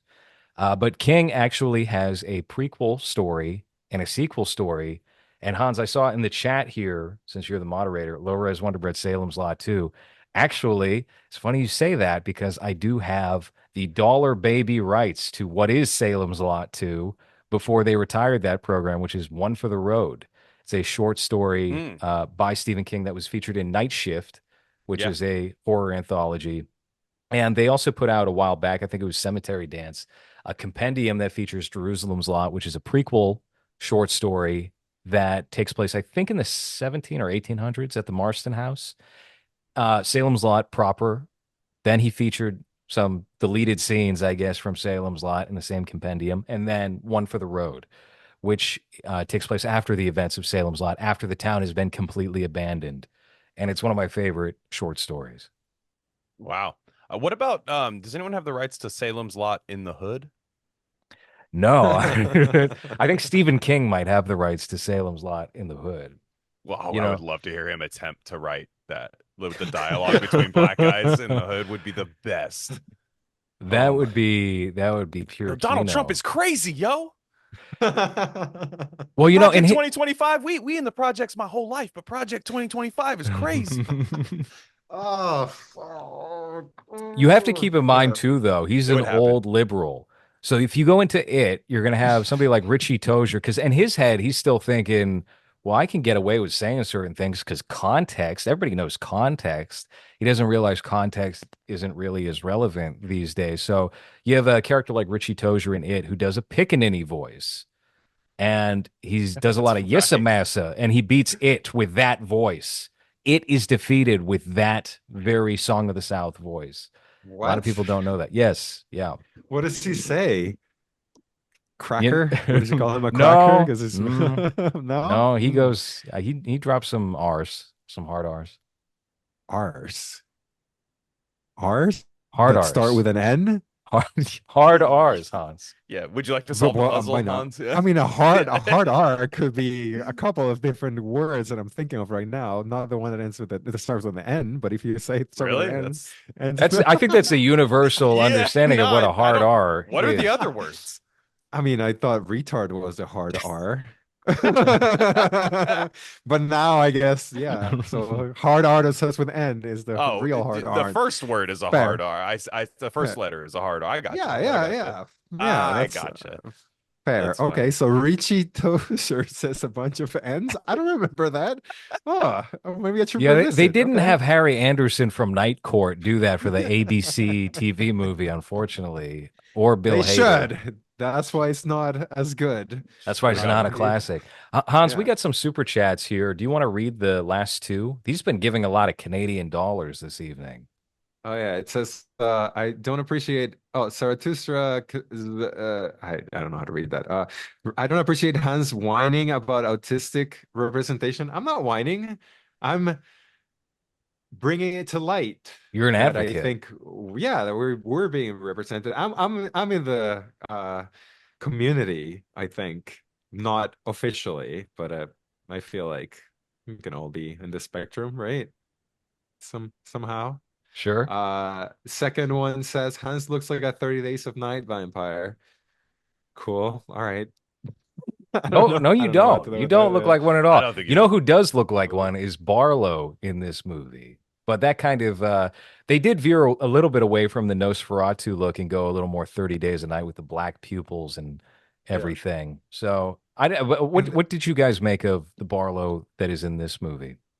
well, they do have that scene that you mentioned about the glowing eyes, but I don't think this actor Oh, suffered as oh, that much. that reminds me too. In the book, there is the glowing crosses, right? It's been a while since I read the book. I'm actually listening to the audiobook right now, but I'm early on in it. And this is the only adaptation that I think brings that to the screen is the crucifixes light up whenever they Hmm. are applied to proper use. And I thought that might have been the corniest element that made it into the movie. It is kind of dumb. It's kind of dumb in the book too, honestly. Like it's just, yeah, he does. Stephen King has a few dumb things in his book. You just got to kind of power through here and there. I mean, that's Well, that. and especially in that morgue scene because it's like, oh, it's not working. Oh, it's not. Oh, it's glowing now. And it's just fuck you. It's just like shut up. It It's sucks. yeah, yeah. I don't know. It's very strange. I know it's very strange. The like go in my bag. I said go in my bag and Yeah. get the two sticks. Yeah, Get it's that, like, get the horse syringe that's gigantic for some reason instead of just having like a regular little one. No, it has to be like a giant thick needle that he's going to get injected in herself. Yeah, that didn't make sense. oh Cool man. Dude actually said the Stephen King multiverse show was Castle Rock, which was on Mm. Hulu for a period of time. And actually, you know what? That is right. This is the second time that Castle Rock has come up on this show, I believe. Didn't somebody brought it up kind of recently, right, Hans? Doesn't I sound thought I was listening to familiar. your show when I heard it actually. So somebody did. I So don't even know what I Castle I Rock watched the is. first season of Castle Rock and I thought it's okay. It's not bad. And then I heard, I didn't ever watch season two, but I heard what happens with season two is it becomes a show about taking in Somalian refugees into Castle Rock. And it's more about their struggle because it's like 2016 or 2017 that season two wound up dropping. So it would have been right around that time. Well, what's the struggle? Is the castle full of like technology that I don't understand, or is it just like, well, here's water in a bed, which what you're used to, so why would I why would think you I think find it's it difficult? local bigotry is not wanting to hire them. Speaking of Oh, bigotry, I just shared something in the oh, chat here from our Discord. If you want to pull that up real quick, Hans, we just did an oh episode on Will no. and Harper, the Netflix documentary starring Will Ferrell. Oh, And Glenn, jeez. we started doing these episodes with Joe Dirt. Uh, Hans, you really do fit the look of an old trans woman, don't you? Damn, dude. That's really the high level stuff, dude. I'm not even that far away from looking like that. That's the worst part. Dude, Wow. Hans Okay. Mrs. Doubtfire remake is it could Yeah. definitely happen. Wow. You look like an alcoholic there too. Yeah, Like you you, do. Yeah. yeah, Yeah. yeah, You look like David Arquette. Yeah. yeah. Yeah. Yes. Just That's from Turntable Troglodyte on Discord, and I'm going to be Oh man. posting the link to our Discord in the chat here. While we're doing plugs, Glenn, do you want to just plug Rare Candy? I know you did a little bit at the top of the show, but why don't Uh-huh. you go ahead with that now? Because we're going to also show very briefly the merch site before we get back to Salem's Lot and Oh, Stephen King. absolutely. Yeah. Yeah, Rare Candy, it's a podcast. We cover, current events, past events, medical stuff, music, culture, movies, which low you can if you're looking for a place to hop in at LowRes did come on to talk about Shane Carruth, both Shane Carruth films. That was really fun. And yeah, we also have a Substack. That's where like our premium stuff. That's our Patreon. So I host a Gain of Fiction series. We're gonna be, I think we're at number 42 right now. Is about to drop Friday. That's just taking a novel every couple of weeks and kind of breaking it down in a similar fashion that we're doing here with a film. And again, that's at rarecandy.substack.com. And then follow us on X at rarecandypod1. Somebody else has the rare candy pod on X. I they won't give it to me. So the one is important there, but it's just rare candy pod on Instagram. So yeah, I think that's it. And you just did an episode on Roxy Music that I've been Hmm. listening to with Vincent Nappi. So I highly recommend the Rare Candy podcast. They got me on the Michael Crichton kick as well, which it was very well timed with when I started watching ER and I read Yeah, Five Patients. So that was great. I And haven't read that yet. That I want to read that book. it's kind of hard to track. I got an old 1970s paperback That's what I off have. of Yeah. eBay. That's the only version I could find of that book. Yeah. No, it's weird. You got to go to an antique store. If you go to any antique store where a bunch of boomers died, you will find all copies of like 70s Crichton novels. Everyone had them. It's crazy. Yeah. I mean, I think what you've done for putting a light on Crichton when he was such a momentous character of the late 20th century and has kind of been, I don't want to say memory hold because I don't think he's been properly memory hold. He seems to be coming back more, probably as a result of your podcast. I But yeah, I don't his, know. his impact has definitely been something that has not been paid attention to. To have so many hit adaptations, especially in the '90s, and books, it's really something to take note of. But I guess because he had controversial opinions on what was it, climate change or something, Yeah, he they don't completely like talking yeah. about him. Yeah, he completely debunked Al Gore's Inconvenient Truth documentary and essentially that I mean you there's a reason climate change used to be called global warming and I tend to think that it's because he wrote a book called State of Fear, which everyone should read. It's a fantastic book. My dream would be for Michael Bay to make a State of Fear movie, just like a really epic, like weather drama kind of thing, or even like Christopher Nolan. But I think Christopher Nolan might be a little too. If his brother writes the script, it wouldn't work. But yeah, it's a really good book. I really hope somebody gets the rights to it and makes like a really cool movie about it because it's an awesome story. So yeah, anybody looking to get into that, we've covered about six of his novels. So. So the writer of Andromeda Strain and Jurassic Park got canceled because he didn't believe in climate change. America's such a funny country. He wrote It's a such book. Yeah, he wrote a book called State of Fear, where the crux of the book is environmentalists are creating false flag weather modification terror events, which that would never happen. And no. yeah, and doing all that, and they're getting celebrities to become spokespeople for them and giving them roles in movies for. And one guy is clearly modeled after Martin Sheen. Martin Sheen was super into global warming and stuff back when he was on like The West Wing and stuff. So there's like a character that's based on him in there.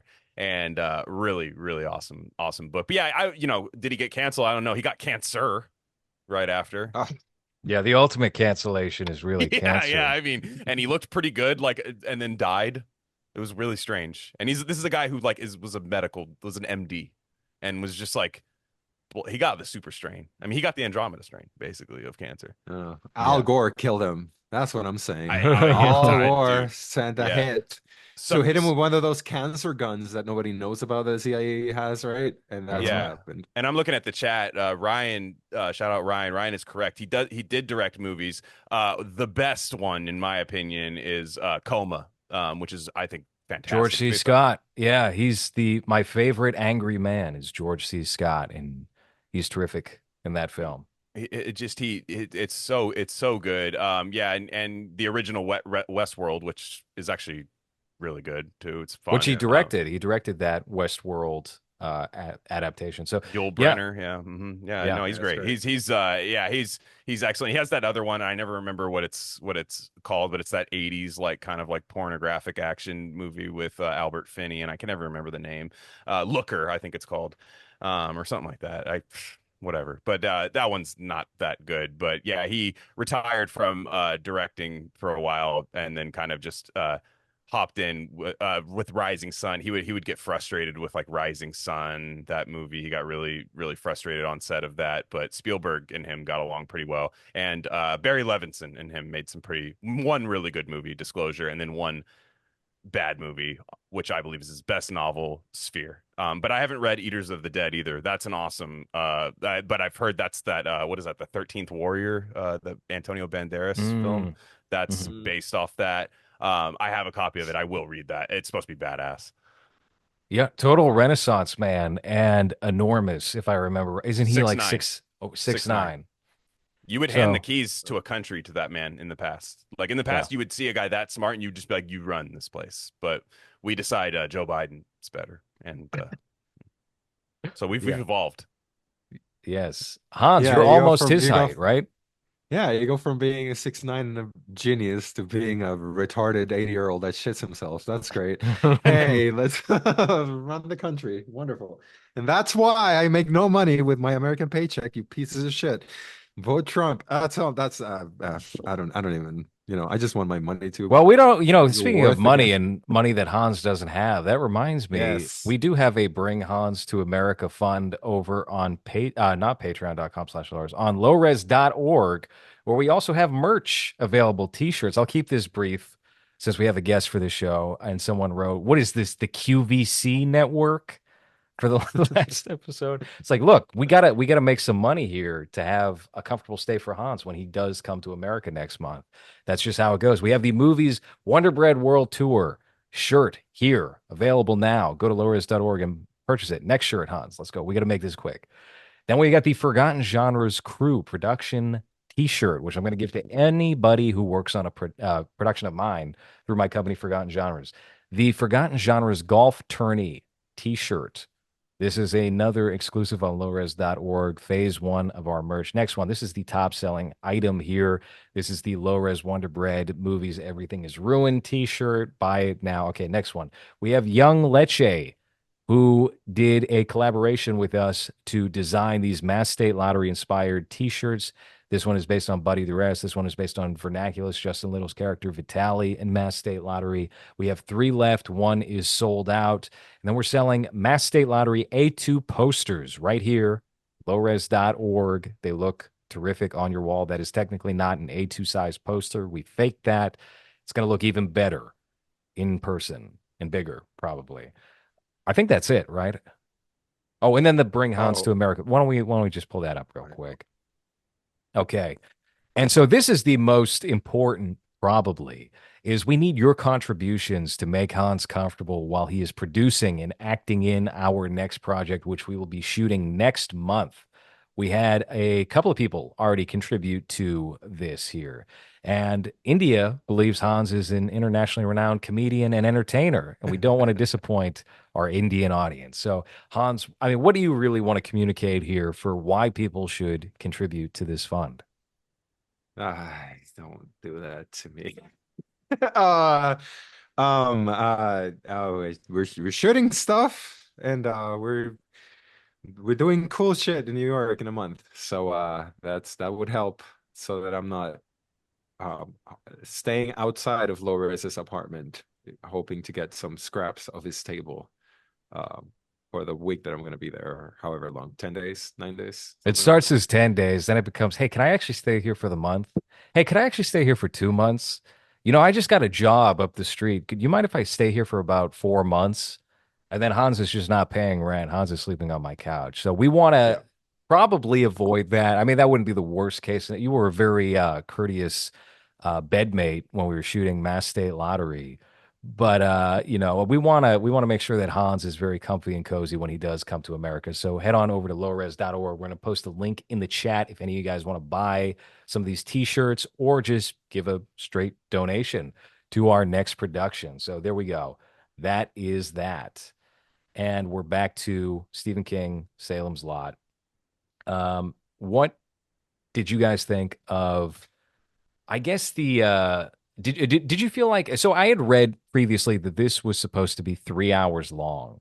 Could you Mhm. envision a 3 hour version of whatever this is supposed to be? Because I feel like they hit many of the important beats at the compromise of certain characters and obviously the character of the town, which we talked about at the beginning of the show.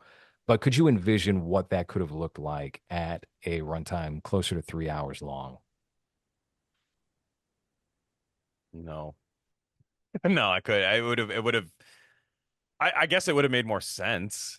I just don't know if it would have been more entertaining. I don't know. I think it's just kind of a doomed project. I would have, like I said, I would have been probably would have had it found it to be fun as like an episodic series. Like I probably would have found it kind of worth watching, worth following, especially around this time of year. But yeah, it's like you'd care more. I would hope the Marston House would be more of a thing. If there's, I hope there was an hour of Marston House footage that got cut, so at least they actually attempted to do it. But no, I really couldn't. I really couldn't see myself being super invested in this for another hour.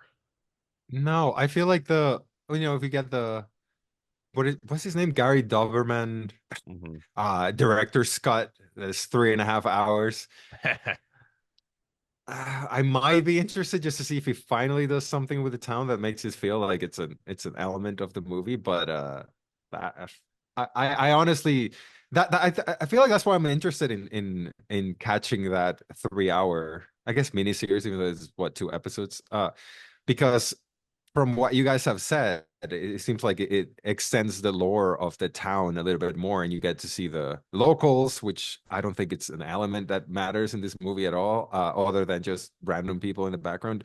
And that would, I think, elevate the movie, especially because it would make things matter. I feel like that's my biggest issue with this movie, that nothing really feels like it matters, or No. nothing really feels like I'm like, oh, well, there's vampires there. Okay, who cares? Like everyone's just kind of rolling their eyes, like, oh, well, we have vampires now, so I guess we'll deal with them. But it never really feels like a real threat, or like anything that would change the town, which you would expect since it's a small town, right?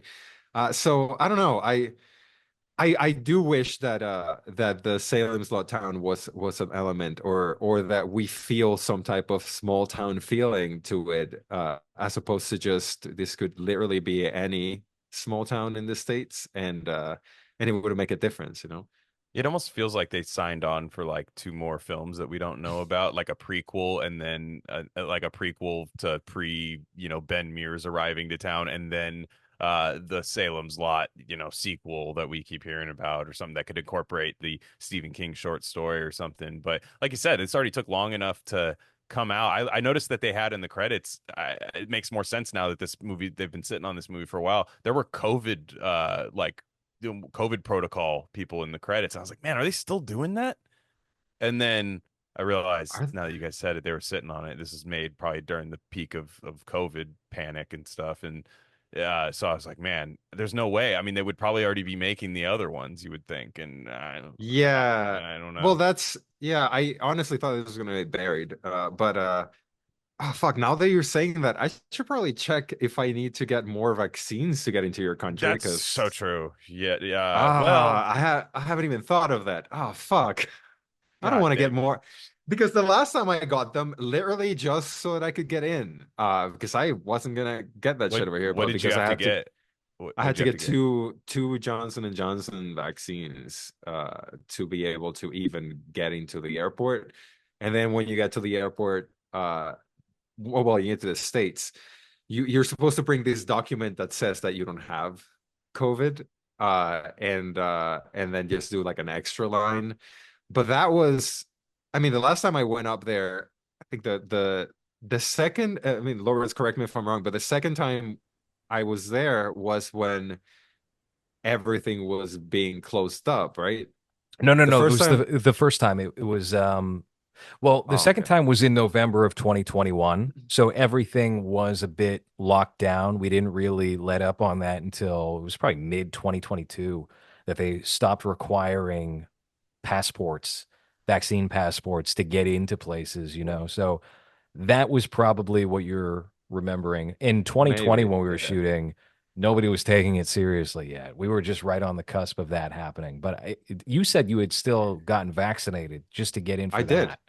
Yeah. I had to, because they wouldn't let you leave the country or get into your country if you didn't have at least two.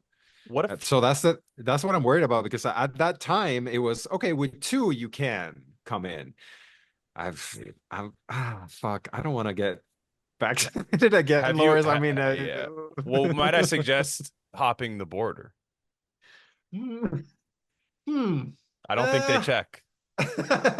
yeah, they're probably not checking on that. Yeah, I think I'm not dark enough for them to give me preferential treatment in the border. I'm 6'2". This I'm pale. massive I'm man. bald. Yeah, yeah. I don't know. I mean, I don't know if I look like a rapist enough for them to let me in, but I feel like my skin color and like my complexion might be a deterrent for them to. They might just hold me in there for months, and then I'm just fucking miserable in the border. Just fucking let me Yeah, in, you know? So I don't Yeah. know. man. I don't know. Yeah, you might want to check that list again. I'm curious. You Ah, should tell me. fuck. Tell me when you find out. I would love for you to message me. I don't know what the hell they. I mean, I don't know. I mean, not my place to discuss. But wow, no, like that's insane. Ah, fuck. Well, We'll I figure it guess. out. I'm sure Hey, your blood won't be hey, too polluted by the time you no, get in just here. hey, donate so we can bribe the American government. That's So right. There, Yeah. The that's see capitalist that. mindset of I knew please we'd give get us to a money. happy ending there. I knew we'd get to a happy ending. It's That's that right. that's exactly what we do. It's American dream, dude. Mm. How is this movie doing, Hans? Salem's Lot 2024 is the film we're talking about tonight. How is this doing critically? Because I would imagine, in this day and age, a horror movie is probably not getting less than a 75% on Rotten You'd be Tomatoes. wrong. You would be Oh wrong. yeah. Yeah, you're wrong. 48% and 41 audience, which is surprising. That is a bit surprising. I mean, it's not, I feel like Stephen King is not a guaranteed lock for good critical review, even in the horror. I wouldn't call it a horror renaissance, but among critics, they're certainly more generous to the horror genre now than they've ever been. Stephen King is not really part of that, I guess. So we have, I mean, this is about as bad as the Joker Folie à Deux audience score, critic score combination, huh? Oh, Joker 1 had 68. Oh, you don't I thought that was the remember? second one. This was a No. dangerous film, so the critics had to Uh, act responsibly and give it negative all reviews. right. I forgot about that. Your country's so fucking gay. It's so fucking it sucks because like you can go back to movies that have come out in the last, let's say, 10 years, and if you don't have any type of concept as to what the politics of that country have been, you're just kind of like, oh, why did they all of a sudden decide to just make shit, you know? And but yeah, that's Well, it is no Joker, that's for certain. Would you rather watch this or would you rather watch Joker 2 again? Hmm. this was shorter. Oh, this Not by much. I mean, this was only like 15 minutes shorter. almost two Glenn, do you hours. do you Yeah. have any thoughts on that new Joker movie? Have you seen I, it? I haven't seen it. I actually didn't really like the first one that much, and I didn't Really? want to counter signal because I mean it's a lot of our RC fan base might identify with that movie a little bit, so I don't want to you don't got to do brand management there, but Mhm. I thought it was okay. I remember being so hyped up for it. So I remember I was listening to a lot of like Come Town at the time, right? And they were like talking about it like it was, Nick Mullen, and then we're talking about it as though this is like the movie. And I watched it and I was like, oh, it's the king of comedy. Mhm. And then, which is fine. I mean, there's no problem with like aping that movie for like a current thing, but I kind of like the king of comedy more. And I am interested in this new one. You guys are saying it's bad, but I was kind of being a contrarian on like there were people who were already trying to like get out ahead of it. Megalopolis feels like the same way. It feels like there were these like I haven't seen either of these movies yet. I'm definitely behind on current movies. I went to I went to an old movie theater to watch The Third Man the other day. It was the last time Oh, I went to. nice. Well, it was great, but I just was, I'm gonna go see The Substance this weekend, so that's gonna be like the current movie that I see right now. But I will probably watch The Joker, Holly Ado, but it's bad, huh? No, I mean we gave it probably the most positive review it received this week for our show. I think the general consensus that Hans and I came to was that we kind of enjoyed it, but we weren't satisfied by it, and there were problems with it, but it's not as bad as people are making it out to be. Would you say that's fair? Yeah. It's funny because I saw a review from this geek Costa Rican website, and they were like, in 10 years of having this page, we decided that we're never gonna call a movie shit because that goes against our principles. This is the first time where we can confidently say that a movie is shit. And I'm just like, fucking shut up. It's so embarrassing. This whole like culture behind the it's not just superheroes because I feel like for whatever reason Joker woke up some type of like weird connection that weird online people would have to this character that you're not supposed to identify with. So the fact that all of a sudden he's not a hero that wins, then okay, so this movie is absolute shit because of that. It's like, why are you making your personality the Joker? Like he's not like you're not supposed to relate with this guy, you know? And I feel like that was a lot of what happened online, a lot of like, just like, well, he's me because people are mean to me and I'm bony and my mom is retarded. You know what I mean? Like like I think that's the biggest problem because I honestly like I was kind it's not what I wanted that movie to be, but also don't think it's the worst thing in the world. And I feel like the weird attachment that some people have to the first movie is kind of more questionable than what this movie is. Yeah, that was the first time somebody like truly overhyped like a current movie to me, and it not just somebody, but it was like a group think, and it was just somebody, this is for us. This is for us. And I was just like, well, yeah, I went and saw it with my wife, which kind of cancels out that it's for me, like Mhm. Yeah. maybe I'm not the target audience. I took my wife to go see it, but It's like, oh god damn it, I fucked. oh, I this guy's a can't fucking watch this. loser. Yeah. This guy's a loser. Yeah, but maybe that's the tell there. But no, I mean, of course you identify with stuff like that. I do identify with Rupert Pupkin in King of Comedy, the guy talking to nobody in a cellar, and I do identify with that. But yeah, no, that's I don't know. Rupert Pupkin had like the ideal setup too. Anybody who does a show It wants was his talk sick. show set up. That must have taken a bit of work. But we do have a super chat here from Yup. Is Salem's Lot the best Max original movie besides Zack Snyder's Justice League? Well, I looked up the Max originals because I was under the impression that any movie that debuted on Max was technically a Max original. And we went through COVID where we got a brand new movie every single month that was intended for theaters, which was like Cry Macho. What was the one that you didn't like that James Wan did, Hans? Oh, fuck the Giallo one, right? I don't fucking remember I mean, what it's calling it called, but I Giallo is kind of a compliment to it, but you got like okay, Kong, so they just Godzilla, and oh yeah. all these big movies. And I'm looking at the list right now, and there's only about 14 of them. And I don't recognize many of the titles here except for An American Pickle, the Seth Rogen movie about the guy who creates a pickle, I guess. I don't know. With the Witches remake, and then Charm City Kings, which I did not see actually any of those three movies, so I can't really comment on this. I didn't even know there was a So Witches remake. so I guess what you're saying is they started strong, and then somewhere along the line they were They just like, lost their way. Hmm. yeah, whatever. It's not that big of a because I remember when they first announced them, that was like a like an event, right? It's like, oh well, they're gonna be only on HBO Max, and it's like a theater quality movie, and then you started watching, it's just like this does not feel theater quality at all, and I guess just little by little that kept getting worse. Yeah, I don't know what Warner Brothers' next move is going to be. They're still losing money left and right. I think the unfortunate outcome that we might be looking at soon is Disney buying Warner Brothers and just having a total monopoly over film very soon. Uh, uh, That's Could be not very good. Yeah. bleak. I don't know. I'm going to say Aztec Batman Clash of Empires is probably the best Yeah. Max original movie. Horatio well, Garcia Rojas as Yohail Kotal, aka What Batman, the? a privileged boy. I just had a well, seizure listening to well, that. you know what they say, right, online that obviously is the end of Hollywood because Megalopolis and Joker bombed, so they prepared It's all for right. It's all right. the final. Juror number two is coming back. It's coming It's out fine. soon. That's So right. Finally, it's the mhm. end. Guys. Now this is definitely the end. So get prepared for Yeah, it's gonna definitely Just be the saying. end the next several years anytime there's a movie that Shit. flops, I'm sure.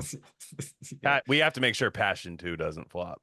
That's just why, like, I think like we all owe it to make sure that that doesn't flop because, you know, I'll be in the theater for that, even though I'll tell you what, I went to go see Megalopolis and they played the trailer to Mel Gibson's next directed movie, Flight Risk, right before that. mm, And have you guys seen the trailer to Flight Risk starring Mark Wahlberg and Topher Grace?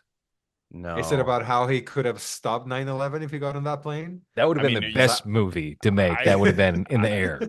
It's not that, unfortunately. It is uh, Mark Wahlberg with a receding hairline. If you want to look it up real quick, we don't have to play the We probably shouldn't play the trailer because then we'll be demonetized. But Flight Risk has a very distinct look for one Mark Wahlberg. You could have played this uh, character, Hans.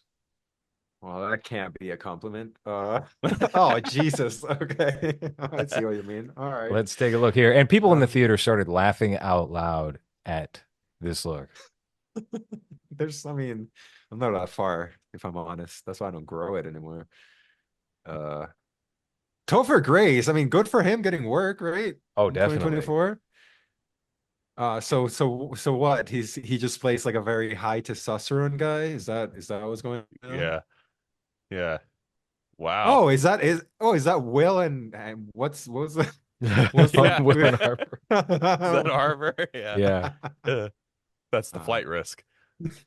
Yeah. So this movie, I mean, I won't even say, look, I mean, Mark Wahlberg's look is a very distinct look in this movie, but the movie kind of looks cheap, if I'm going to be honest with you. I And I was know. surprised after Mel Gibson's last film, which got nominated for Oscars, and he was certainly on more touchy ground during that time for him to go to Lionsgate and do this green screen, almost like SNL sketch quality movie of, okay, we have somebody in the air who's an assassin trying to kill Topher Grace, so he shuts up before he arrives at court. It doesn't look like it was very expensive, unfortunately. So I hope is that it doesn't carry over into Passion too. is it another one of these movies that are based on a true story like Father Ted?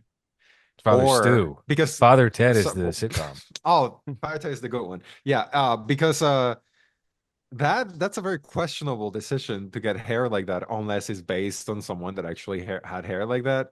Hmm. Otherwise, why would you I think have it the hair is. of a Japanese 70-year-old man, which Mhm. is what he looks like. Yeah.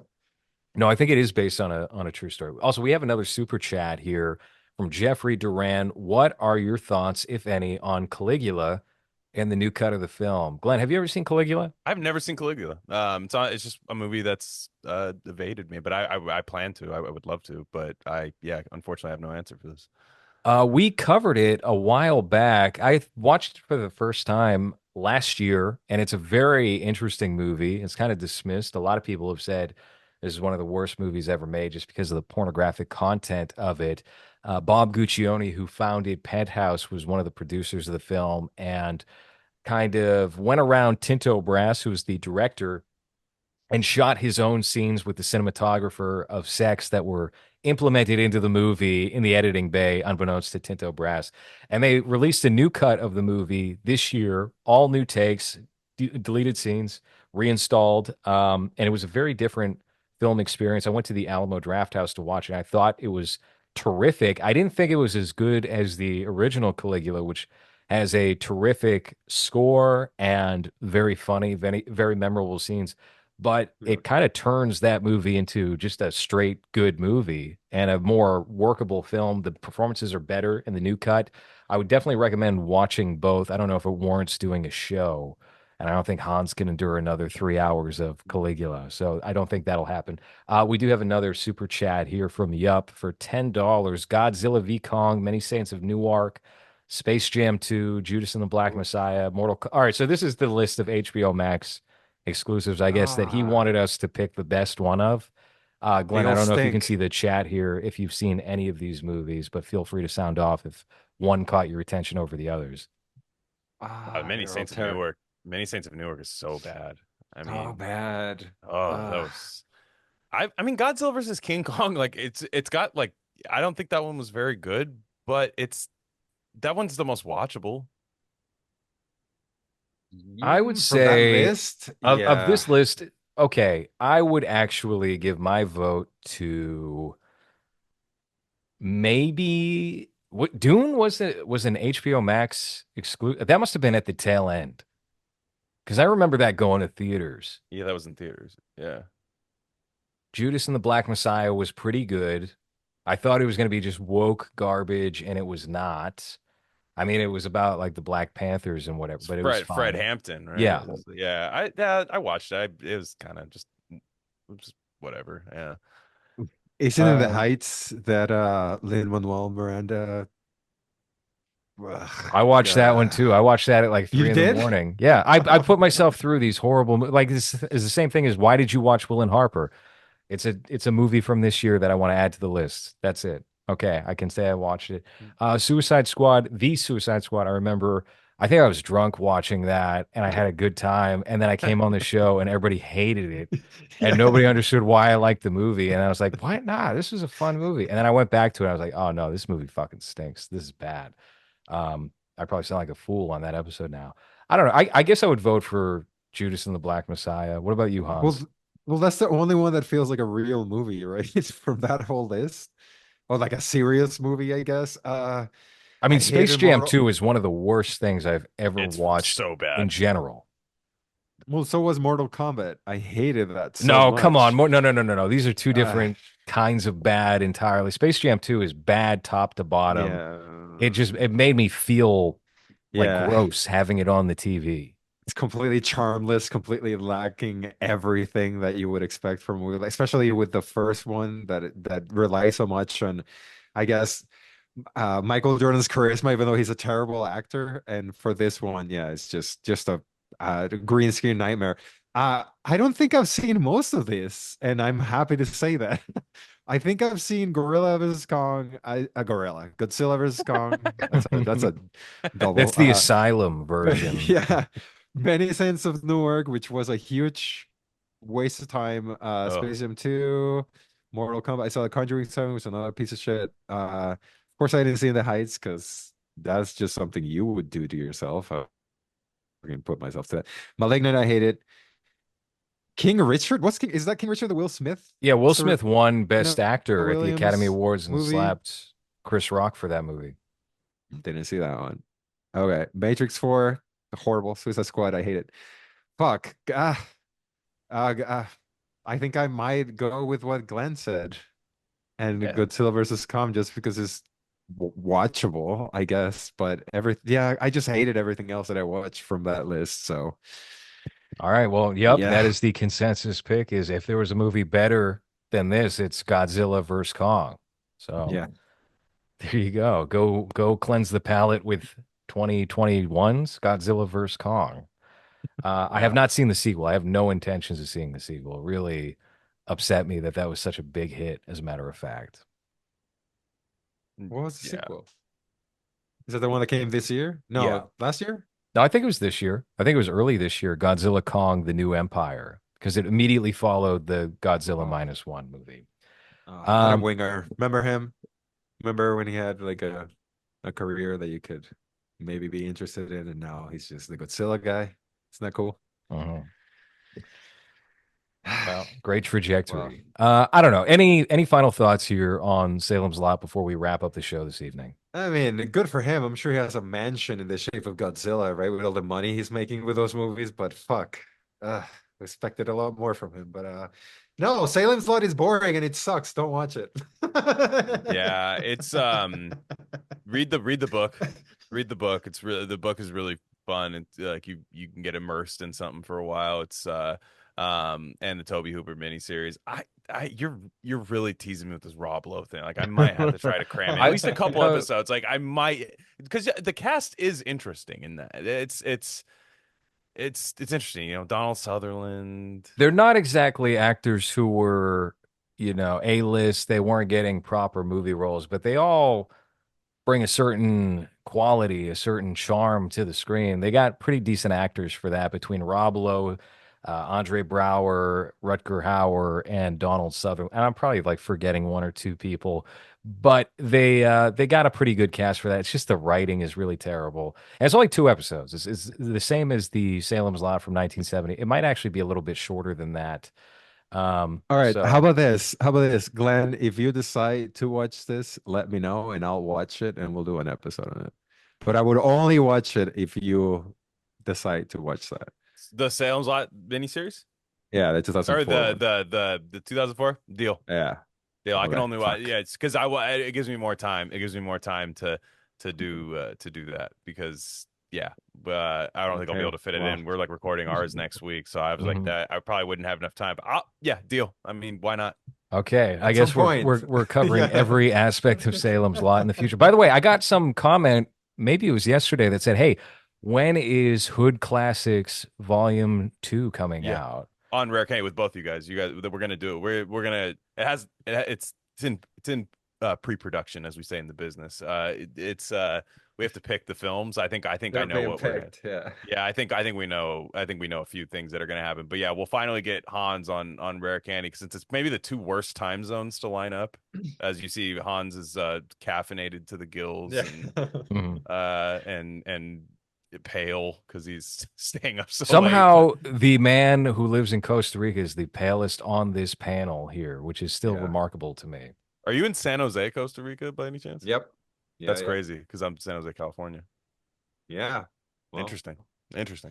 you Interesting how that you look a works. little But tan you look a little tanner than I look. So there's a I lot of think sun out you here. probably Yeah, there's a have a lot. life. Yeah. Yeah, It's there's been a a lot lot of. of No, rain I here. don't. I don't have a life. Yeah, it's not my life. I work outside. I hate it. But yeah. At least I'm the kind of Irish that tans. But yeah, the. No, we will. The Hood Classics 2 is absolutely happening, but that'll be on Rare Candy. But we'll get both you guys on there because that was well 10 times more enjoyable than even I thought it would be, and it was I was looking forward to it to begin with. So that we'll definitely do that.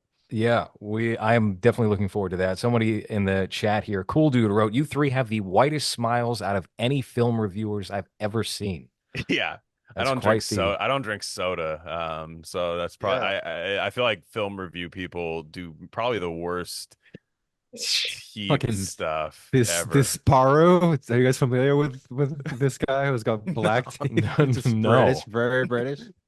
Yeah, so No. shout out to toothpaste, I guess. I don't Hey. know. I think this camera. My teeth are not this white. I will say that much. Like I get in the mirror and I don't know. I don't know. I got like a new camera and I think it's just a whitening effect on there. I think I'm like an Instagram girl right now on this.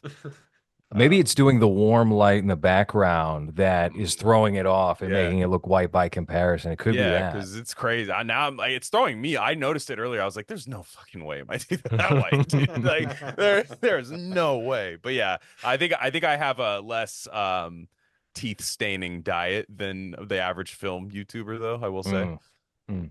All right. Well, Glenn, thank you so much for coming on live with us this evening. We don't really do live shows that often, and this is our first with a guest in many years. Hans, I mean, have we ever gone live for movies with a guest? I'm sure with Jerry at some point, right? I don't think so. Maybe. I think just for doing No? regular streams back in the day before this podcast was even a thing. So, Glenn, you Yeah. might be the inaugural of the Dude, Yeah. I'm live down to go guests. live whenever. I'm down to go live whenever, dude. Life isn't edited, so why would we edit the podcast? Well, I don't know if one of us says something a little too spicy, a little Well, hard R, it Hans might. doesn't even know what a hard R is, Oh, he so knows that's what a hard R is. I promise you that. All right. It's only on text, only on group chats. yeah, Only yeah, in that's voice messages. Yeah. yeah. All right. You Uh, know. All right, last guys. last last thing here. We have a super chat for $2 from TN Trinket. Randy the Wild Horse 2022. I guess this is a late HBO Max. It's like I've never heard of that before. I'm sorry, I'm never watching that. But listen, that has been movies for this week. Thank you for listening.